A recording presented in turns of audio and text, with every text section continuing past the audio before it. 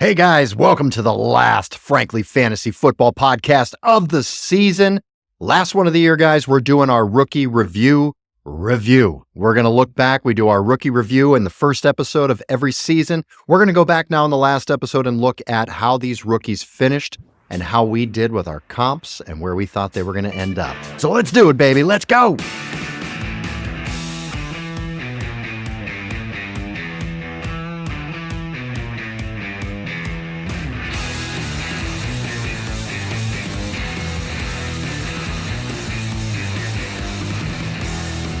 All right. Welcome to the show. This is the Frankly Fantasy Football Podcast. We are your hosts, Frankie and Johnny. Welcome to the last episode. Frankie, my friend, how you feeling, brother? Feeling good, feeling sad, feeling excited for the new coming season, feeling sad that this season's over. We had a hell of a year, John. I mean, we did. An incredible year. Yeah, we did. Season 4. Wrapping up season 4, man. It's amazing to be able to do this again. Frankie and I started this thing during COVID. We're like, hey man, we talk about fantasy football every goddamn day with each other. Why don't we start a podcast? So we just started a podcast. You look back at some of those earlier seasons, man. Whoo, rough, real rough. And I know it's rough now, so I know we're not tooting our own horn, but we continue to get better. Frankie and I will make mistakes. Absolutely. We won't make the same mistakes twice, and every year we're going to get better and better. And we've already talked about some of the changes and things we're going to do for next year. So I'm super excited, man. But let's wrap things up in a tight little bow this year and let's get it done. I hope you all enjoyed the year in review. We did the top rankings, top 24 and top 12 of quarterbacks, running backs, receivers, tight ends. Go back and look at those episodes, guys. Those are going to be good for you getting ready for next year. So we'll get those out again in June or July, just to give you a little taste, get you a little bit excited. And then next year, we're going to be kicking back up after the 4th of July with some great content. We're going to do our new faces and new places, our rookie review. We're going to give you all the information you're going to need for your upcoming draft. So stay tuned for next year. During the off season as well, keep with us, guys, on TikTok and on Instagram and Facebook. We're going to constantly be putting content out there. We're going to keep you up to date on what's happening on some of the free agents pickups here. Signings. We're going to talk a little bit about the draft. We get a lot of good info and a lot of funny shit out there too on Instagram and TikTok. So keep an eye on us, guys, in the off season. All right, Frankie, let's go, man. Let's get after this. All right. Episode 1 of season 4, we did our rookie review. We talked about some of these guys coming in. We had some big hitters this year, man. Really, really good rookies. So what we're going to do now is we're going to take a look at top 13 guys here, starting from 13, ending at number 1. We've got them ranked in how many fantasy points they finished with. And we're going to talk a little bit about each guy. Let's start with number 13 here, Frank. We've got Rome Odunze, wide receiver for the Chicago Bears, rookie, 115 fantasy points, finished outside of the top 30. Talk to me a little bit about Rome, where you think, first of all, what we thought of him in the beginning of the season, where he ended up here, and what we're looking at moving forward with Rome. Yeah, guys, Rome, he didn't have a terrible rookie season. Again, when we had talked about in the rookie review, what he was stacked up against, we mentioned Keenan Allen, we mentioned DJ Moore, we mentioned he had another rookie quarterback throwing him the ball, in addition to them adding DeAndre Swift, and they're already having Cole Kmet. There were a lot of mouths to feed. So we really said, hey, in order for him to really break through, Keenan Allen needs to get hurt, right? Or somebody needs to really be down and out for Rome to kind of step up. And the games that a few of the guys were banged up, we saw Rome really bust through. And what's cool, man, is we actually had Rome at number 10. In all the rookies, we really had him at number 10. For him to finish number 13, we're going to say that was a push. And actually, it was pretty damn spot on. John, one of the other really cool things is, well, who did I see Rome Odunze looking like, and who did we really think Rome Odunze's comp was going into his NFL season, his first NFL season? And for me, man, that was Andre Johnson. And yes, I'm throwing out a Hall of Famer, but it was true. A lot of the things that Rome did really well his rookie year really did provide glimpses of Andre Johnson. And Andre Johnson's rookie year, he actually had 160 fantasy points in half PPR. Rome Odunze finished 115 with all these mouths to feed. So for me, man, I think that was a great comp. I think we borderline really hit the nail on the head. I'm going to say it's a neutral, but we really were right there, kind of hitting where we thought Rome Odunze would be. Well, it's going to be interesting. I mean, you've got some coaching changes there. Big time. We overestimated a tad Caleb Williams, and Definitely. we certainly overestimated that offensive line. Big time. It was bad. Big okay. time. That had a big effect on Caleb Williams and his ability to be able to get the ball to Rome Odunze. But yeah, we weren't expecting Rome Odunze to be a high draft pick. We weren't expecting him to have a monster season. Again, because of the mouths, how many mouths they had to feed in that offense.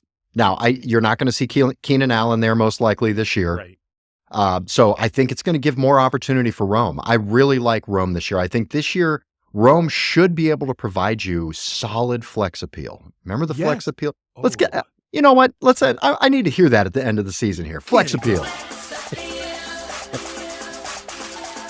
That's a blast from the past. I missed that one. Good, man. All right.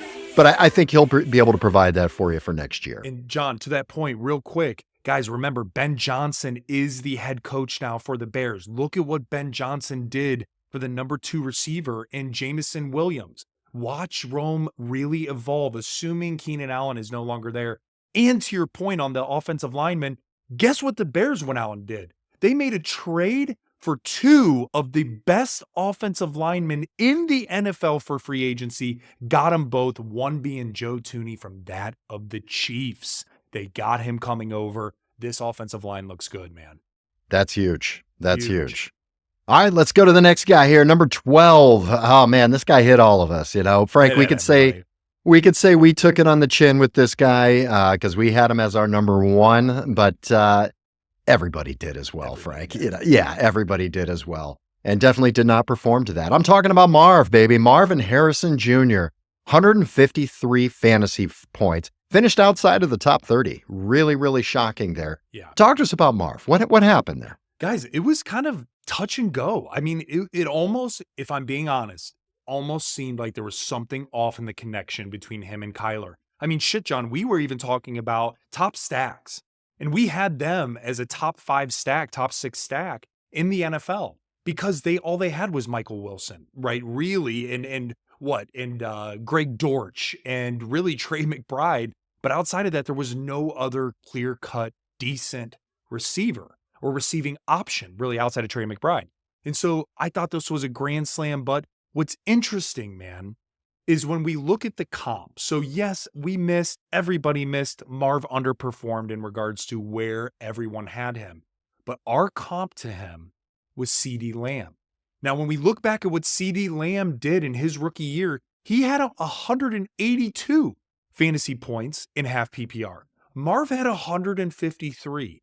That really wasn't that far off from what CeeDee Lamb did. And then you go back and look at the tape, man. Kyler missed him on a few touchdowns. I mean, they were wide open touchdowns. He also didn't even look his way in certain parts of the season, and it didn't make sense. And so for me, man, I think that this is only going to get better for Marv. I think that Kyler and Marv, now that they have a season under their belt, they're going to start figuring it out. I don't know if I'm willing to put them yet, again, as a top 5 stack. I'll be honest with you. I think I'm going to stray away from that in 2025. But looking at where we had him, the comp with CeeDee Lamb, and again, what CeeDee Lamb did with 182 fantasy points his rookie year, man, I think we really hit the nail on the head from that standpoint. But again, us, along with everyone else, we had Marv number 1. He finished 12. We'll take it on the chin, and we'll keep rocking. That's right. That's right. All right, let's look at number 11 here, man. All right, this guy did come out of left field, and he was wonderful. I had him as my RB2, and just to be able to plug him in all season long was beautiful. Tyrone Tracy, rookie running back for the New York Football Giants, 157 points, finished as a running back 27. Frankie, talk to me about my boy Tyrone. Oh, this one. I mean, it warms my heart that he's there and also makes me sick to my stomach because this is a guy, John, that I talked with you and I'm like, man, I'm really fucking up not putting him in the top 12. I knew it. We had Trey Benson in the top 12, which again, he was our number 12, missed on that, right? But Tyrone Tracy, man, was going to be in our honorable mentions, which was really cool. And I saw this guy coming from a mile away, John. He was a stud at Purdue, was a receiver converted to a running back, And he had Devin Singletary in front of him at the Giants. When the Giants realized Devin Singletary is not getting it done, let's give this rookie a shot. And it exploded. So guys, looking ahead into 2025, Tyrone Tracy has to be on your radar. When the Giants get, whether it's Aaron Rodgers, hot take, Aaron Rodgers could be a New York Giant. Whether it's they draft a rookie quarterback, maybe they go for a Sam Darnold, right? Something along those lines, even though it kind of seems like Sam Darnold might be a Seattle Seahawk. We don't know yet. But again, right, they're going to improve the quarterback situation. They already have Malik Nabers. They have the 3rd overall draft pick in the 2025 NFL draft. They're only going to get better. So for me, man, Tyrone Tracy needs to be on everyone's radar and should only improve from running back 27. John, he could crack running the top 20 running backs this year. Absolutely. I mean, looking at his game log, it's hilarious. The first 4 weeks, Devin Singletary was the starter. Didn't take long for Tyrone to take that job over. But the first 4 weeks, he had 2 yards, 2 yards, 23 yards, and 2 yards. He gets the job, gets the nod on the road, busts out 129 yards, 50 yards, 145 yards, 103. He had a good year, man. I mean, he really, really had a good season. You take those 4 weeks out and look at his averages, and he's way higher than that. I mean, he's practically a high-end RB2 at that point. So yeah, Tyrone Tracy was fantastic. Going into the draft, I think he's a wonderful RB2 piece for you again. If you can get him 4th, 5th, 6th round, something like that, I think it's a guy you can absolutely plug in and not have to worry about, man. I really, really like him. All right, sounds good. Let's move on here to number 10. Xavier Worthy, the X-Man. 159 points, 2 points above Tyrone Tracy. Finished as the wide receiver 29. Now, I know he wasn't technically a starting running back for you, but Xavier Worthy certainly had his weeks in being the flex appeal. Yeah. So talk to me a little bit about Xavier Worthy, man. I'm more interested, Frankie, in what are we doing with him next year? Yeah, man. So Xavier Worthy, guys, again, finished as receiver 29. Really good job from a rookie perspective. Our comp to him, John, and we nailed this, right? We ended up having him at number 7. He ended up coming in at number 10. That's really, really good, right? And then our comp was Santana Moss. Pulled it from deep, baby. And let me tell you, there was a lot of comp to that. There was a lot of similar tape, man. When we saw him take a pitch, or when we saw him just sprint down the field or take a post or a corner route for 45 plus yards, that is what Santana did. And that is what Xavier Worthy, where he thrived. Now, when you ask me, what do we do with Xavier Worthy next year? Guys, he's already running into some legal issues. I don't know what's in the water over there with some of those Chiefs players. I mean, you look at Hollywood Brown, right? Ended up getting in trouble going, I think, 126 miles an hour and getting busted. And then we all know what happened with Rashee Rice. That dude, right, was in hot water for a while. And now this. And you had Tyreek there before. Tyreek and Kadarius Toney. So whatever's going on, they need to chill out. It's that Pittsburgh Steeler receiver waters. What's going on there? Yeah, they must have the same water boys or something. Hell, man.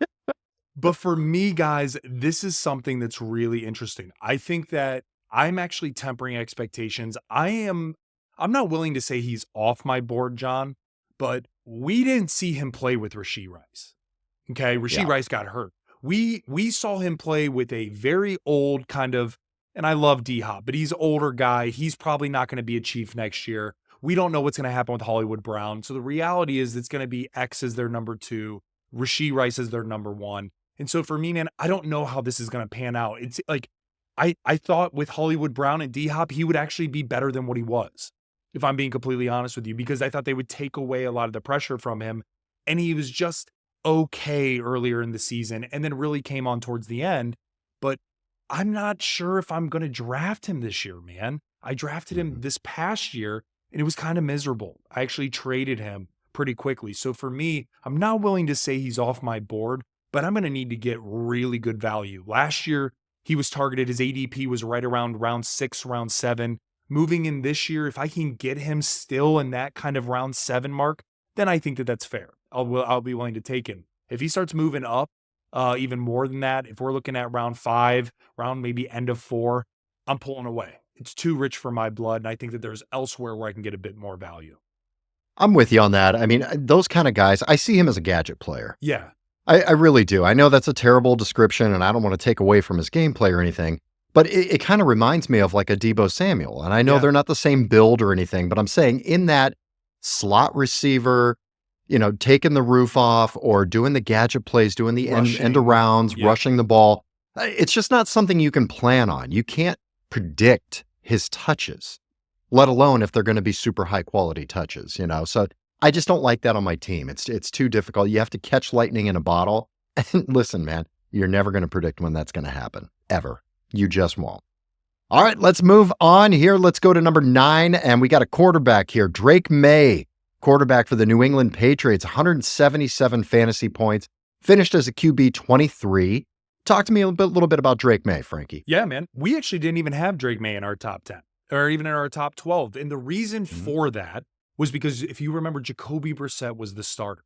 They didn't even really want to have to play Drake Maye. And in addition, they didn't have the pieces around him to really be super, super critical and effective. And here, when Drake Maye came in, it actually, I believe he came in starting in week 6. John, he performed pretty damn well. You got to give the kid his flowers. And now that we saw, Ramondre Stevenson, we were like, well, maybe he could help out. He was terrible. Set Ramondre to the side, right? Antonio Gibson was nothing.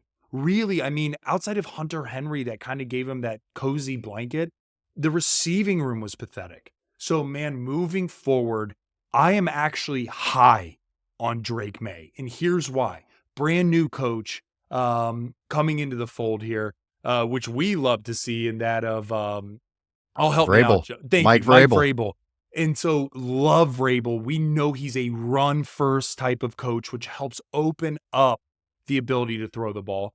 In addition, they have the most cap space heading into this offseason, John, by a lot, and they have the 4th overall pick. They get a receiver. They get a couple free agents. Apparently, word on the street is that DK Metcalf is a huge possibility for that of the Patriots, and so is potentially Devontae Adams. If they were to get either of those guys, Drake Maye skyrockets. I think he skyrockets. He gets his guy. He gets his number 1 alpha. What we saw is the dude is tenacious. We saw the leadership in him. We saw the offense actually lift from Jacoby Brissett, which I actually thought was kind of shocking, if I'm being honest with you, because Jacoby's not a bad quarterback. He's just a very game manager type of quarterback. But Drake Maye's rushing is what was shocking to me. And so, man, when we look at the landscape for next year, especially in 2 quarterback leagues, guys, you can get Drake Maye for phenomenal value as your second quarterback. Lock that in. Yeah, the numbers are a little skewed with him just because, again, he didn't come on until week 6, But when he did, he only had 3 games under 200 yards. He actually played really well, and his stats look pretty damn good, 15 touchdowns as well. So, yeah, as far as next year, now, again, I'm not expecting him to be next year's Jayden Daniels by any means. They just don't have the talent on the team, but they will increase that talent. That team will get better. They do have a guy now that they can build around. Next year, I'm going to say it, Drake Maye would be a wonderful QB2. Awesome. If you're in a super flex or you're in a 2 QB league, Drake Maye would be my target for that second QB. I just think it'll give you a solid floor. He had 3 or 4 games over 20 points, but he had another 3 or 4 that hovered right around that 20 mark, 18, 19 points, 17 points. That's great. That's what you want in your QB2. It's not going to give you those giant boner weeks, but he's going to give you that consistency at a level that you want. That's right around those 20 points. So I love that, man. Good things to come, I think, for Drake Maye in the future. All right, let's get to number 8. This guy we've talked about a lot, Frankie. We did do a video on this guy. We did talk about him in our rookie review. We just talked about him in the receiver top 24 as well. Spoiler alert, he finished in the top 24. Number 8, it's Ladd McConkey. Laddie, our boy. 189 fantasy points. By the way, 12 points higher than Drake Maye, who is a quarterback. Pretty impressive. Awesome. Yeah. Ladd McConkey finished as the wide receiver, 14 overall. Wow. Great year out of Laddie. Talk to me about Laddie. Awesome. John, we nailed this. I'm so proud of us. We really put in the work. We saw this coming. There was a lot of people that were like, I think you guys are overvaluing Laddie. I knew it, man. We watched so much tape on him from Georgia. And what's interesting is he actually didn't have that great of a senior year at Georgia, right? He only had, I think he had less than 500 yards receiving. And so for me, man, like when we look at where we had him ranked, we actually had him 4th overall. For him to finish 8th is incredible. My comp and our comp to him was actually Antonio Brown, and it was strictly due to his route running. And when you look at the videos that we had on the route running with Antonio Brown, and you look what Ladd McConkey did this past year, my Lord, man, it was so solid. And so for me, looking at where Laddie is for 2025, number one is Chargers need a true alpha number one. That is where I see Laddie then being a true number 2 coming in and even doing better than what he did this past year. Think of Mike Evans to that of Chris Godwin. Chargers are missing a Mike Evans, and Laddie is the Chris Godwin. Both can be dominant. Chris Godwin technically was a better point per game player in fantasy football than that of Mike Evans was, right? And but it's just the makeup and construction of the actual archetype of the player, right? We're talking about a big X player versus a Z or a slot, right? That's what I'm referring to. So for me, man, guys, you need to be targeting Laddie next year. What we saw this year with Justin Herbert was nothing short of incredible to that of Laddie, even with Laddie being banged up and them having some issues on the offensive line perspective. That's going to get better. Rashawn Slater is going to be back. We got Joey Alt, who they drafted last year as a rookie, who performed extremely well at the tackle position. They're going to really continue to bolster this. Man, I'm beating the drum. I'm beating the desk right now. Take Laddie. And even if you got to reach a little bit, man, I still think that he's the guy that you can really solidify your receiver 2 with. And God, if you can get him as a flex piece, my Lord, if you go 0 RB strat, the dominance is what your team could look like. I remember when we did the rookie review, I didn't know shit about Ladd McConkey. I had to sit down with you and look at tape and go through all your notes and everything. And I go, Frankie, wait, whoa. Am I reading these notes right? I was like, you're comparing this little white guy, this rookie. He looks like he's 12 years old if you pull his picture up, by the way. He really does. And I go, wait a second, you're comparing him to Antonio Brown? I'm like, dude, we're going to get killed on this. You better be fucking right, man. Dude, kudos to you because you nailed it. That's one of the more shocking ones to me, that you compared Ladd McConkey to Antonio Brown, and sure as shit, all year long, he looked like it. John, and I just looked at the stats. He did. His route running was superb. Dude, it was crazy. And I looked at his stats. That is correct. In his senior year, he had 30 receptions, 478 yards, 2 touchdowns in 9 games with Georgia. And we fucking called it. Yeah, ends up with 85 receptions for 1,100 yards and 7 touchdowns in the NFL his rookie season. Well done, brother. That's why you got a podcast, my friend. All right, let's get to number 7 here, man. This guy we've talked about a lot. We just did on our last tight end episode. We're talking about Brock motherfucking Bowers. 197 fantasy points, man. Finished as the tight end 1. Just a great rookie season. How fun. Talk to me. Who was your comp for Brock? What'd you say in the last video for Brock? Were you saying, hey, guys, let's take it easy. This is a tight end. They take time to develop. I don't think that's what you said. No, absolutely not. I said, fire his ass up. Draft him where you can. This dude's a superstar. John, we had him listed at number 3 on our list, and it did not disappoint. Guys, it did not disappoint. Sure, quarterbacks and things like that are going to skew things after the season, right? They're always going to have more points. But really, I'm trying to say he was one of the most bona fide superstars coming out of this draft, and we called it, man. This dude, his comp was George Kittle.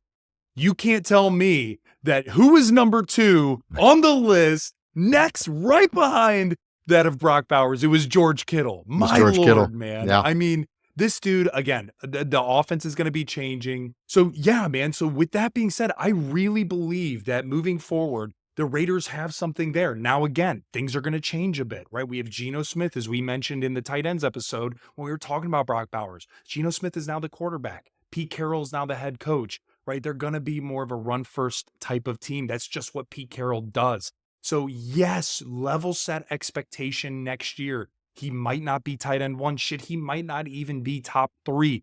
But the dude is going to be a top 10, a top 7 type of tight end. I just see it unfolding that way. So hell of a job Brock Bowers, and tip of the cap to us for really nailing that one. Yeah, all right. All right, number 6. This one was fun, man. This was a guy, I tried to get him in every single draft I was in. Over it. I talk about him too much. I have a podcast. So everybody knows who I fucking love and who I don't. I can't even hide anybody. I can't hold anybody close to my chest here. It was Malik Nabers. I wanted him in every draft. The guy before me knew that, took him right in front of me in every league I was in. Yeah. But Malik Nabers, man, what a great year he had. 207 fantasy points, finished as the wide receiver 7. Love that, man. Talk to us about Malik Nabers. I mean, Malik Nabers dominate. I mean, just his target share alone was insane. And the people throwing him the ball couldn't have been worse. You had Daniel Jones, you had Drew Lock, and you had Tommy DeVito, right? Tommy Collins, hey, right? Hey. So, yeah, and he's still balled out and was still receiver 7 as a rookie. Guys, he's only going to get better, right? And he is a guy that absolutely is going to go top 2 rounds. He's going to be in the top 2 rounds. If you're back half of one and you're sitting there and you're like, I fully believe if Aaron Rodgers comes on board or if whoever it is from a quarterback perspective comes on board and you're like, yeah, he's going to be the guy, nobody's going to talk shit because Malik Nabers has that true receiver. He has top 5 receiver written all over him if he actually can score some touchdowns. It's not the receptions that's the issue. It's not the targets. It's truly the touchdown difference from a lot of these other guys. Now, our comp to him was Brandon Ayuk. And when we look at our comp to him was Brandon Ayuk with a Jamar Chase ceiling. And I wanted to make sure I called that out. And it was so smart that we said that, John, because the reason why I said his ceiling was because I thought Jamar Chase could be a Triple Crown winner. Jamar Chase won the Triple Crown. And Malik Nabers has the ability to do that. We saw the receptions. We saw him in his rookie year from a receiving yards perspective. Now he just needs the touchdowns to go with it. So for me, man, Brandon Ayuk had 157 points his rookie year. I said that was a pretty similar comp. We'd probably get over that. And he did with 207 fantasy points. Well done, Malik Nabers. It's not going to matter what quarterback he has because we've seen that already. He's already played with shit quarterback. So we know that quarterback play for next year most certainly will be better than what he's had, which means it'll get them in a better position to score. They'll be in the red zone more often. That will increase his touchdowns. It wasn't because of his talent or anything else. It's just they weren't in the fucking red zone very often, so he couldn't get the touchdowns. Right. But yeah, Malik Nabers is going to go. I don't really look at ADPs or anything right now. It's pointless. We haven't even had the draft yet. Right. The free agency's just getting kicked off. I'm imagining Malik Nabers is going to be at the turn. Yeah, that's what I'm thinking. Finishing a wide receiver 7 like that. He's going to be, ranked as a top 10 guy most likely. So I'm thinking he's going to be right about at the turn, right where we basically took Marvin Harrison last year. And I think that's going to be totally justified. Jump all over him, take him. He's young. You're absolutely right. He's got a Jamar Chase ceiling. Yep. And we can see what he can do with that next year. I mean, they're going to have a little bit better talent on that team, but nothing that can take away from him, which is the nice part. John, quick question. And this is a would you rather, super early, getting all right, prepped. Let's go. Would you rather? Garrett Wilson or Malik Nabers? That is a real viable decision that people Okay, now I'm making this decision without knowing either quarterback situation. Either quarterback. We don't know either quarterback Either of those situation. teams do not have a starting quarterback at the moment. Yeah. Correct. They don't have another wide receiver 2. Nope. And they have second, third year running backs that are good. That's tough, brother. That's really tough. People are going to be looking. Yeah, I think so too. I do think that I think Malik Nabers might have a bigger ceiling. Maybe. Better. Yeah, maybe. That's what I was leaning. Yeah. I mean, if Garrett Wilson's the alpha on the team, which he's absolutely capable of doing, I mean, they could have very similar years. I mean, you could see Garrett Wilson, depending on the quarterback they get in New York, have a last year that Malik Nabers had. Totally. Yeah. Very possible. That's a tough one. That's a really tough one, man. For some reason, I feel like Malik Nabers has a higher ceiling. Sure. I'm not sure if that's based on anything other than feeling and watching him play, but that's just kind of where I'm sitting. It'll be fun to see the quarterback landscape. That's what will be fun. Yeah, definitely. All right, let's keep going. Number 5, this guy, man. God, we didn't even do a video on this guy, Frank, because he came so far out of left field. out of nowhere. We had no idea he was going to be playing like he did and splitting time and getting as many carries as he did.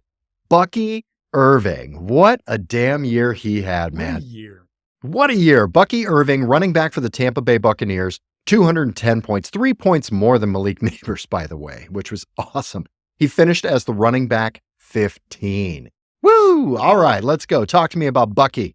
Here's the reason why we didn't include him, John, is because I want to think back to Rachaad White's 2023 year. Okay? Rachaad White in 2023 had 235.9 fantasy points in half PPR. Guys, that's absurd. That's nuts. That's more than Caleb Williams had, who we'll talk about here in a second, right? And he was the running back. He was doing everything out of the backfield from the receiving perspective, rushing perspective, everything. Excuse me. So with that, you bring in a rookie running back. I was in my head, I'm like, dude, there's no way. Look at what Rachaad White's been able to do. And my Lord, they became a two-headed tandem. And it was truly, it's almost like we're seeing, if you have kind of this thunder and lightning, Sonic and Knuckles, whatever you want to call it, that's the route that a lot of these guys are going, because it's helping with the longevity of the running back itself. And it's actually helping. I mean, you see like Saquon Barkley getting paid. And yeah, he might be an enigma, and same thing with Derrick Henry, because they're really not a tandem there. But what I'm saying is these guys are now giving them opportunity. You look at Atlanta, it should be Bijan's show, but you got Tyler Algier. You, as I mentioned, Jahmyr Gibbs with David Montgomery. You have all of these different tandems out there, and it's really starting to become something. So for me, man, looking at what Bucky Irving did, it's nothing short of incredible. And I'm going to go as far to say, sure, he finished running back 15. He's going to be an RB1 this year. He will be a top 12 running back, assuming that everything stays the same, right? They don't have Liam Cohen, right, who is the OC in Tampa Bay. He's now the head coach for the Jaguars. But what they do have is they do have Baker Mayfield. They do have a solid offensive line. They do still have Rachaad White to help with some of that receiving out of the backfield, but they got Bucky Irving to really hit the stride and set the tone. One other call out. We mentioned Chris Godwin is probably not going to be on the team. And so again, it's one less mouth to feed. We saw Jalen McMillan come on. We have Cade Otton there, all those good things. But again, what really made this offense go was running through Bucky Irving and letting Bake do his thing. And so for me, man, I love Bucky Irving next year. I think he's going to be phenomenal. I'm on the Bucky Irving train. All right, number 4, let's talk about some quarterbacks here. We had some big name rookie quarterbacks. We did do a video on this guy. Caleb Williams, quarterback for the Chicago Bears, 217 points, 7 points above Bucky Irving, by the way. That's surprising. That's really finished surprising. as the quarterback 18. All right, so not a starting quarterback, not a guy that helped you out really in fantasy. We talked about it a little bit before when we were talking about Rome of, overestimating Caleb a tad, but really overestimating that offensive line. And that's what held Caleb Williams back. Talk to me about him. Yeah. So for me, man, we look back, and when we were checking out Caleb Williams, there were a lot of people that like, he's going to be the number 1 rookie. I didn't see it. For me, we actually had him listed at 5 and he finished at 4. So we were pretty damn spot on. I mean, you can't get closer to that. Yeah. And then in addition, we also talked about, okay, well, who was his comp? And for us, his ability to get out of the pocket and make some incredible throws looked like Aaron Rodgers, but he had a little bit of mix of Kyler Murray, and we saw that. The issues were, and I'm just going to say, number 1 issue in my eyes was Matt Eberflus. I thought that offense, the head coach, everything was wrong. It was just terrible. It just didn't work for what they were looking to do. And the interesting thing is, sure, Caleb Williams, he struggled a bit. But also, to your point, John, the offensive line was dog shit. Terrible. I mean, he was running for his life. He couldn't read the defense because he didn't have time half the time. And then when he did, he was making quality throws. Actually, I think there's a stat out there. TikTokers and YouTubers and all the Instagrammers out there, check me on this, but I believe when he was in the red zone, he had 13 touchdowns and no interceptions. That alone gives you confidence in what he has the ability to do moving forward. So for me, man, with a brand new face, with now Ben Johnson there, as I mentioned, they got the top 2 offensive linemen in free agency, right? They already brought him on board. You have Rome Odunze. You have the bona fide number one in DJ Moore. You have DeAndre Swift. And damn it, dude, with Ben Johnson there, I guarantee they're going to get a little bit of thunder to go with that lightning in that of DeAndre Swift to help take some of that burden off of Caleb Williams. So another running back. I love Caleb this year. Now, do I love Caleb enough to say he's going to be QB1? I don't know. I would lean probably there might be other options, but I love him as a super flex, as a QB2, putting him in the same kind of realm with that of Drake Maye. Yeah. Yeah, I like that. He's got his upside is massive, Huge. And it's a huge risk to take him as your QB1. And if you're doing that, back it up with a solid guy you can start with, because you just don't know. I mean, things change. It is a new coach. He's a young quarterback. Now he's getting used to a second coach in his second year. That's disruptive for quarterbacks, for young quarterbacks. Look at we're Browns fans. We see it every year. How many quarterbacks have we destroyed their careers? Every single one. Yeah, exactly. Every single one. Yeah. So, but I do think his upside is massive. And if they improve that offensive line, his talent's crazy. So, yeah, man, you could grab him as an QB2, and he could have a year like Jayden Daniels did this year, but he could have it next year or the year after because of the way they're building this team. So, yeah, really, really interesting, man. Love it. All right, let's go to number 3 here, baby. Third rookie on the year, Brian Thomas Jr., 232 fantasy points, finished as the wide receiver 4. Frankie, this is a guy we were so proud of because we talked about him before anybody knew who the hell he was, really. Our rookie review last year, we were all over him. And we're like, we get done recording, we're like, so you think he's going to be that good? Because I think he's going to be that good. Are we going to be all right? Are we wrong? Dude, we were right. You nailed it, brother. Tell me what you nailed. We were so right, guys. Brian Thomas Jr. coming out of college had the most touchdowns in college. In all of the FBS, he had the most touchdowns at 17, even over his teammate Malik Nabers. We knew he was going to be incredible. We knew when Jacksonville when they drafted him, I believe in 20 or whatever it was, that he was going to come in and have potential to immediately make an impact. They had Christian Kirk, right? They had that of Gabe Davis. They paid and brought him in. You have Evan Ingram. You had Travis Etienne, and then you also had Tank Bigsby. There were a lot of things going on. But John, my comp to him was Julio Jones. And I'll never forget, I had a guy DM me and said I was full of shit, that I had no idea what I was talking about, that it was Julio, he's a Hall of Famer, all that stuff. I agree Julio's a Hall of Famer. But what I disagree with is everything else, because, baby, he finished number 4 as a receiver as a rookie in a terrible team with Trevor Lawrence playing at half-mast and then ends up getting out for season, and he still did what he did. My Lord, now they have a fresh new slate. They have no Christian Kirk. They have no Evan Ingram. You have Gabe Davis to help take the top off. And so now, man, when you look at the potential of a healthy Trevor Lawrence and no other really person to take targets away, John, we could see Brian Thomas Jr. replicate what he did once more. He could truly be another top 7 kind of guy this year and not have a sophomore slump with what we've seen with some other guys, right? When they get to that sophomore year, they have a lot more, or second season, they have a lot, defense have a lot more tape on them. They know the movements, they know the routes, they know if they're sticking in, they're going to go out, whatever it may be. But this is a guy that you can put in a little asterisk next to because of his size, his stature, his speed, and then where you always say, John, where talent meets opportunity, that opportunity mark is huge. Fire up Brian Thomas. If you have a keeper league, you probably drafted him late. Keep the shit out of this dude and enjoy. I love how much you love Brian Thomas Jr., man. I don't have anything else to say because I agree with you 100%. All right, let's go to number 2. This guy, huge surprise, man. Huge. I love this guy. I loved watching him play. I love the way he plays. And I think his prospects moving forward are just through the roof, man. Bo Nix, quarterback for the Denver Broncos, 322 fantasy points, finished as the QB8. How about that? He's a top 10 quarterback. Talk to me about Bo Nix, man.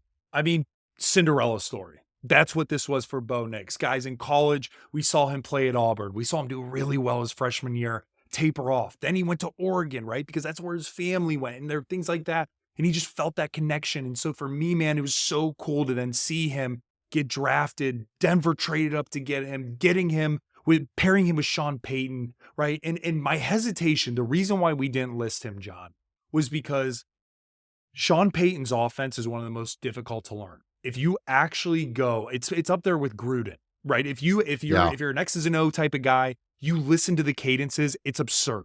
It's seriously something, it's impossible to actually understand. And Bo Nix, it took him 5 weeks, 6 weeks, and it clicked. And what he has the ability to do now with Sean Payton, they have Cortland Sutton, who again revitalized. John, that was another thing. We were saying, hey, there's not enough talent around this dude to really help get him where he needs to be as a rookie. And here, Sean Payton made it happen. Cortland Sutton looked like a bona fide number one. You had Troy Franklin, who was a rookie receiver as well, who came and played with Bo Nix in Oregon, who came and showed flashes. And then the big surprise of it all, man, was Marvin Mims Jr., a guy who literally was getting written off. They didn't think that, nobody thought he was going to be worth a damn, and Bo Nix was able to make it happen. Bo Nix having 322 fantasy points was incredible, but the coolest part was his rushing capability. Everything that what we're seeing in the NFL, outside of maybe a few, Jared Goff, Joe Burrow, etc., is a dual threat quarterback.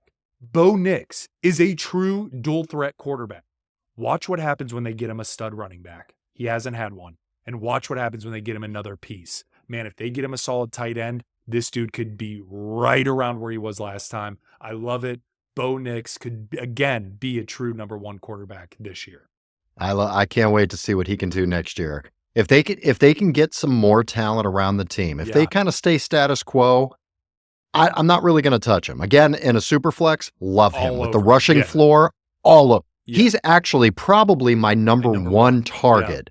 If in a 2 quarterback super flex league, if I can get him as my super flex, I am so happy, so happy.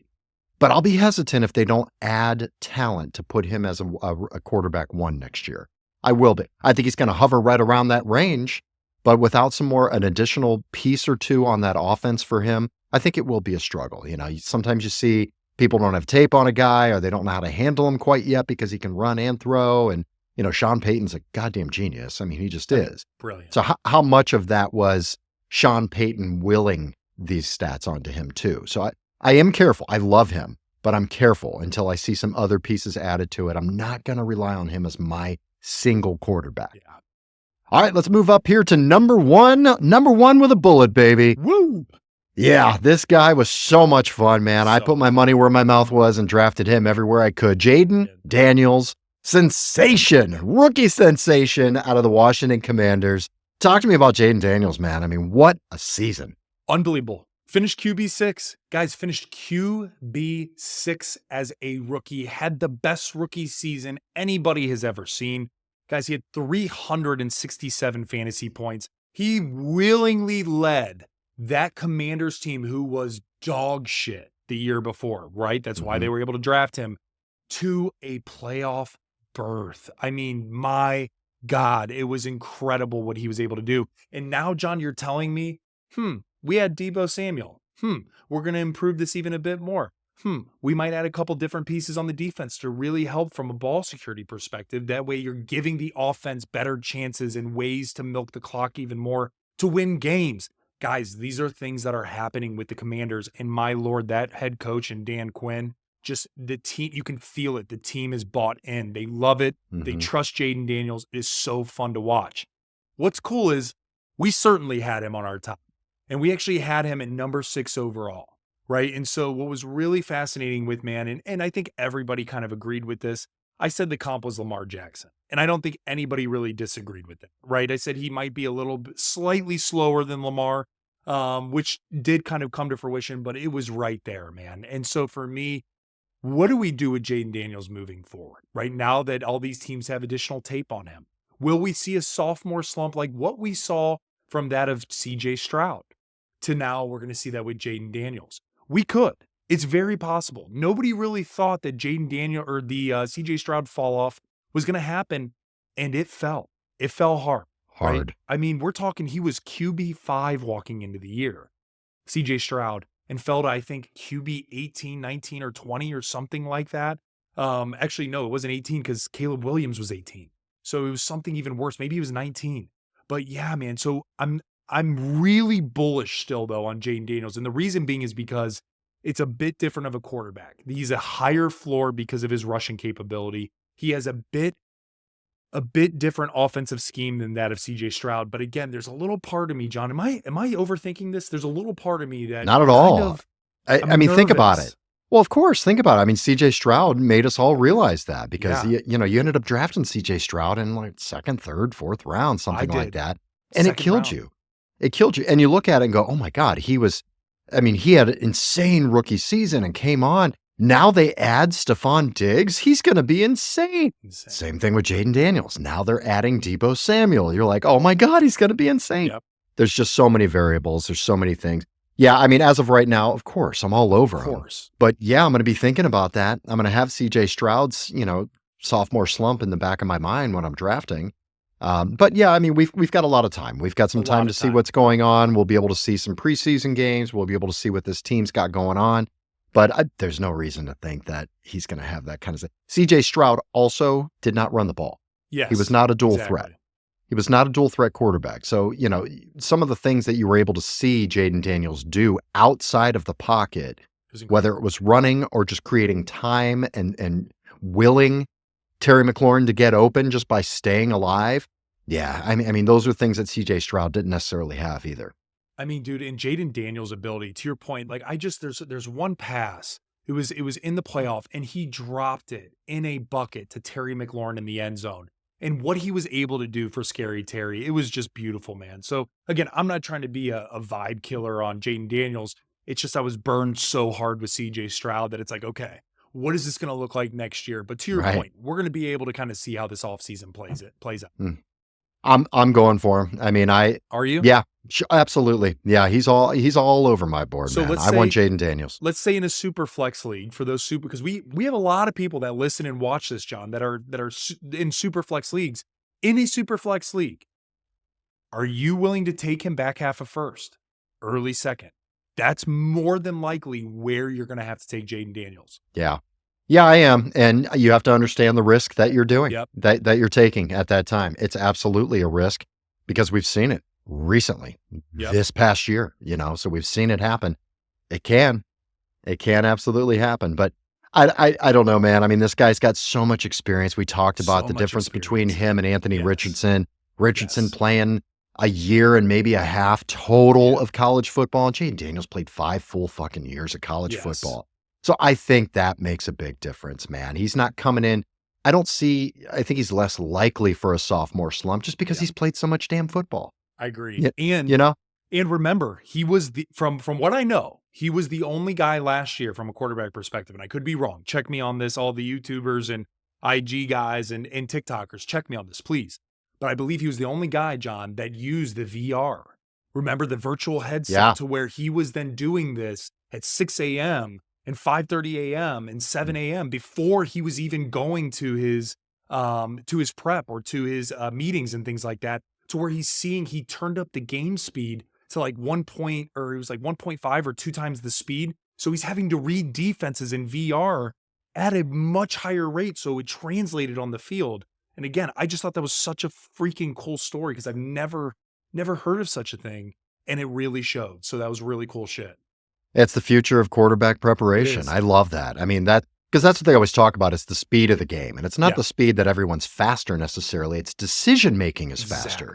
It's this kind of speed. You have to make those decisions. So when he's using the VR and getting real time, time and a half it's incredible on the speed and getting used to that, that's so cool. I mean, I can see that being just really the future of training quarterbacks and getting them ready for the NFL at least. Yeah, super cool. And it absolutely, obviously paid off. Yeah. All right, man, that is the rookie review. Love that. And sadly, it means we're coming to the end of the season. Our watch has ended. I want to bring the bell out. Let's just bring the bell out one time here so I can hear that one final time. All right, Frankie, why don't you lay people out here? Tell them, what do we have coming up? When is it going to come out? When do they need to be listening? Guys, Check it out. So Johnny and I are doing some really cool shit this offseason. We always do an offsite. We mind melt. We come up with all these freaking cool ideas, get some new softwares, all this shit. Guys, we are going to be still posting. We're going to be still check out the stories, some funny shit. We're going to keep you updated with stuff as it's happening with free agency. But more importantly is that we're really targeting after July 4th. That is where we're going to start getting you guys ready to rock and roll for your fantasy football drafts. Guys, a little bit of overview from our perspective. Johnny had a pretty good year in fantasy football. I had a really phenomenal year in fantasy football. Ended up being in 2 Super Bowls, went to 4 playoffs out of 5 leagues. Guys, trust us. We know what we're doing when we're looking to build you guys and give you the information for the offseason. That is critical. So we can do some mock drafts for you. We'll be able to end up reviewing, again, the rookie review coming up. We're going to watch so much film. Last year, I think I watched 7.5 hours of film alone. This year, I plan on doing the same thing to get you all ready so you know intimately these particular players coming out. So where you should draft them, who are their lookalikes, how do they play, what teams are they on, all of that good stuff. And new faces in new places, right? We're already starting to see Geno Smith to the Raiders, DK's on the trade block. The Jets are going to look completely different. The Giants are going to look completely different. The Browns are going to look completely different. And what's happening with the Titans? Will they be starting Will Levis? We got all that information for you and then some. So check us out. Stay with us. We're going to be ready to rock and roll coming after July 4th. And we're going to be back in action, baby. And I want to thank everybody. Just thank Yes. all of you guys. We're going to take a Seriously. second and just practice gratitude, as they say, Seriously. the crunchy folks say. No, thank all of you guys. We had such an amazing year. Amazing. Huge growth, the biggest growth we've seen, able to Ever. monetize on YouTube. So really appreciate that. TikTok we implemented this year. It blew up. Instagram has Awesome. been going absolutely apeshit. So thank you all from the bottom of our hearts. Those that listen everywhere podcasts are found, those that watch on YouTube as well, those that talk shit on TikTok. God, I Yes. love you shit talkers. Love it. I love it. I love it. And thank you to having me experience getting brutalized on TikTok and Instagram. Yeah. Never got to experience that before. I've never had 100,000 people call me a cocksucker before. And that Check was the awesome. box. Check the box, Check baby. the box, baby. I can now die because I have experienced it all. Yes, I'm so happy. But thank you all so much. We just hope we can give you we can be a supplement to your fantasy football knowledge. That's all we're asking for. Let us give you some insight, take a few things here and there, make you laugh a little bit too. We're both big dumb animals and it's fun. Big dummy. That's right. Frankie, where can everybody find us, man? Guys, check us out on Facebook, Instagram, TikTok, and of course, YouTube at Frankly Fantasy Football, and on X or Twitter, it's at Frankly Fantasy F. But guys, again, continue to really hone in on Instagram, TikTok, and YouTube. Again, I just want to also say, John, thank you all so much for the YouTube growth. I mean, guys, when we started this, we were pumped up when we had 20 subscribers. Now we're already over, 5,000 subscribers. I mean, it has truly been something that, has been incredible. And so I love you guys. Welcome to the Frankly family. Let's keep this train rolling. We will see you after July 4th. I love it. Frankie, I love you, brother. Love you, man. We'll see you in season 5 next year, man. May the fantasy gods smile upon you. Bye.